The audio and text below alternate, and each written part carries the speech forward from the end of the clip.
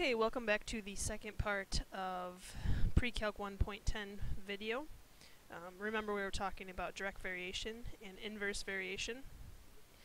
So looking at this example, we've got a distance that a ball rolls down an inclined plane is directly proportional, so varies directly, with the square of the time it rolls.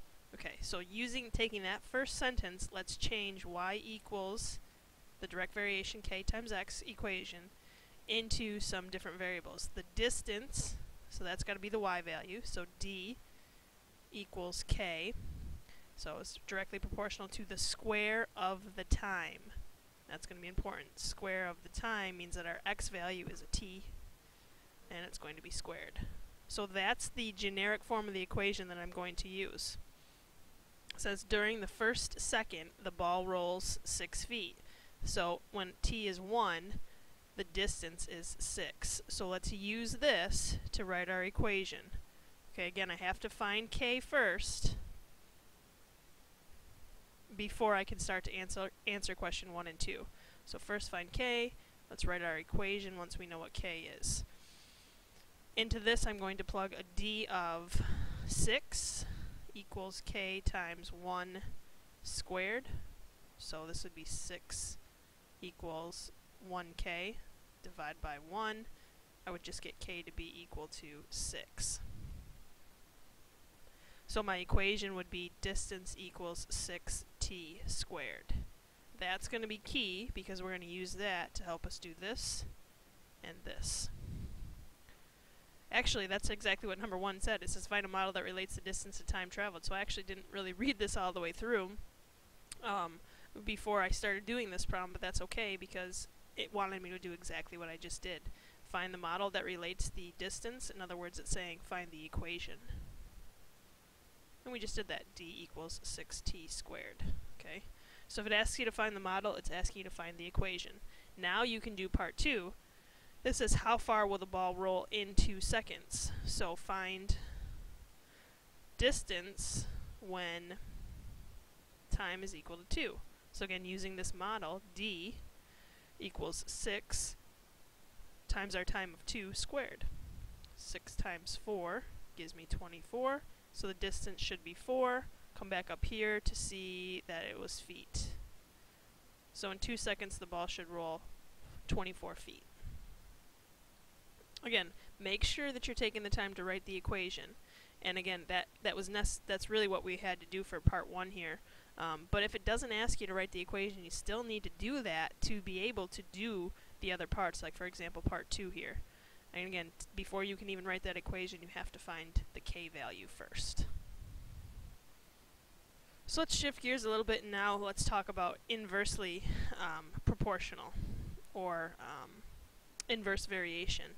If it says that z varies inversely as the 4th power of t, the inverse variation equation is really this, k over x, but instead of it asking us to use x's and y's, it says z varies inversely as the 4th power of t, so that would look like this. So that's my generic equation that I'm going to use. And for this problem, that's all that it really wanted you to do. It didn't ask you then to find the value of k. It doesn't ask you to find a value of z. It doesn't ask you to find a value of t. It just wants you to get used to writing the equations using z's and t's instead of y's and k's.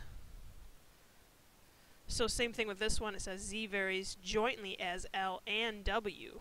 So varies jointly, that is direct variation. So again, that means y equals k times x, but in this time, it says z varies jointly, so that's what our y was. So z varies jointly as L and W. So I have 2 things for x, L and W. So it would look like this, z equals k times L times W. You could keep going, you could have 4 or 5 different variables here. If they vary jointly, that means you're going to multiply them all together. If they vary inversely, that means that you would divide them. But again, remember that jointly means the same as direct variation. Proportionately means the same as direct variation. But if it says inversely, that means inverse variation and you divide. So let's take a look when we have a combination of both directly proportional and inversely proportional. Okay, so remember when we see directly proportional, it means multiply, inversely it means divide. Z is directly proportional to x, so that means take the constant and times it by x, and inversely proportional means then divide by the square of y.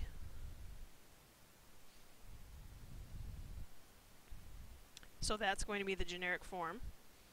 Now it says z is 15 when x is 5 and y is 3. So what we want to do is we want to come up with the equation that would support this information. I really should have listed that on here. That's what we're really trying to do, is find the equation. Because this doesn't really give us enough information, but that's what I want you to do. So z is 15, so plug it into here. 15 equals k times when x is 5 and y is 3. Now remember, it's y squared. So 15 equals 5k over 9. And the way you can get rid of this is you can either times by 9 and then divide by 5, or right away multiply by the reciprocal. Multiply by 9/5. And when I do that, I'm going to get k equals 27. So if I ask you to write the equation, then you have to plug this back into your original. So my equation would look like this. Z equals k, which is 27, x over y squared. That's really my answer to this problem. So again, when you're thinking about this, when you see directly proportional, think multiplication. When you see inversely proportional, think division.